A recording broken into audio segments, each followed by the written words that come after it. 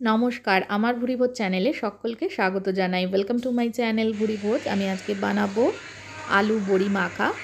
তার জন্য আলুর খোসা ছাড়িয়ে, দুটো মিডিয়াম সাইজের আলুর খোসা ছাড়িয়ে এটা একটু জলে ভিজিয়ে রেখেছি যাতে কালো না হয়ে যায় আলুটা। এবার প্রেশার কুকারে 2টো সিটি দিয়ে আলু সেদ্ধ করে নেব। আলু দিয়ে দিলাম।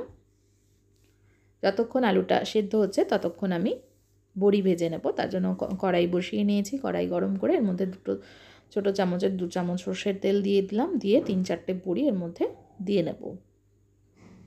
বড়িগুলোকে কিন্তু একদম মুচমুচে করে লাল করে ভেজে নিতে হবে। খুব ভালো করে বড়িগুলো ভেজে নিচ্ছি। এই রেসিপিটা গরম ভাতের সঙ্গে কিন্তু অসাধারণ লাগে। আর এর মধ্যে কিন্তু পেঁয়াজ রসুনের কোনো ব্যবহার করিনি, একদম সম্পূর্ণ নিরামিষভাবে তৈরি। বড়িগুলো ভাজা হয়ে গেলে এগুলো আমি ভেঙে নেব বড়িগুলো একটু। এবার আমি প্রেসার কুকারটা খুলে নিয়েছি। খুলে জলটা একদম ঝরিয়ে নিয়ে আলুটা তুলে থালার উপরে রাখবো। আলুটা কিন্তু খুব ভালো করে সেদ্ধ করে নিতে হবে। আর খোসা ছাড়ানো কিন্তু আগেই আমি ছাড়িয়ে আলুটা সেদ্ধ করে নিয়েছি, সেই জন্য খোসা ছাড়ানোর কোনো ব্যাপার নেই। খুব ঝটপট কিন্তু কাজটা হয়ে যায় খোসা ছাড়িয়ে আলুটা সেদ্ধ করে নিলে। এবার আমি থালার পাশেই একটু নুন নিয়ে নিয়েছি। নুনের ওপরে কাঁচা লঙ্কাটা ডলে নেব।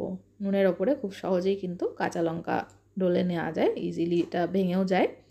তার জন্য নুনের ওপরে লঙ্কাটা ভেঙে নিচ্ছি। এবার আমি এর মধ্যে দিয়ে দেব 2 চামচ, 1.5 চামচের মতন কাঁচা সর্ষের তেল। আর দিয়ে দেব ধনেপাতা কুচোনো। আলুটাকে একটু ঠান্ডা করে নিয়েছি। এবার ধনেপাতাটা আলুর সঙ্গে ভালো করে ধনেপাতা কুচোনোটা মিশিয়ে নিচ্ছি। এবার সর্ষের তেল, কাঁচা লঙ্কা এগুলো ভালো করে মাখিয়ে নেব। ভালোভাবে এটা মিক্সড করে নিচ্ছি। শীতের দুপুরে গরম গরম ভাতের সঙ্গে এরকম আলু মাখা থাকলে কিন্তু আর কিছুই লাগবে না। শুধু এটা ভাতের সাথে, সাদা ভাতের সঙ্গে মাখিয়ে খেতে পারেন, অথবা মসুর ডালের সঙ্গেও কিন্তু ভীষণ ভালো লাগবে। আর রেসিপিটা যদি ভালো লাগে, আমার চ্যানেলটা যারা এখনও সাবস্ক্রাইব করেননি তাদেরকে অনুরোধ করব সাবস্ক্রাইব করে নেওয়ার জন্য। ভালো করে কিন্তু একদম ভালো করে মাখিয়ে নিয়েছি। এবার আমি শেষে যে ভাজা বড়িটা দিয়েছিলাম সেটা একটু মাখিয়ে নেব। আলু মাখার সঙ্গে এই ভাজা মুচমুচে বড়িটা কিন্তু অসাধারণ লাগে। অবশ্যই ভাজা বড়ি দিয়ে এটা ট্রাই করবেন।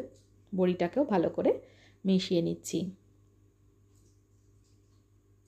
আমি এখানে রান্নাটা কাঁচা লঙ্কা দিয়েও করেছি, চাইলে আপনারা শুকনো লঙ্কা ভেজেও করতে পারেন। এটা তৈরি হয়ে গেছে, লাস্টে একটু কাঁচা তেল দিয়ে পরিবেশন করে দেবো। রেসিপিটা দেখার জন্য সকলকে অনেক অনেক ধন্যবাদ।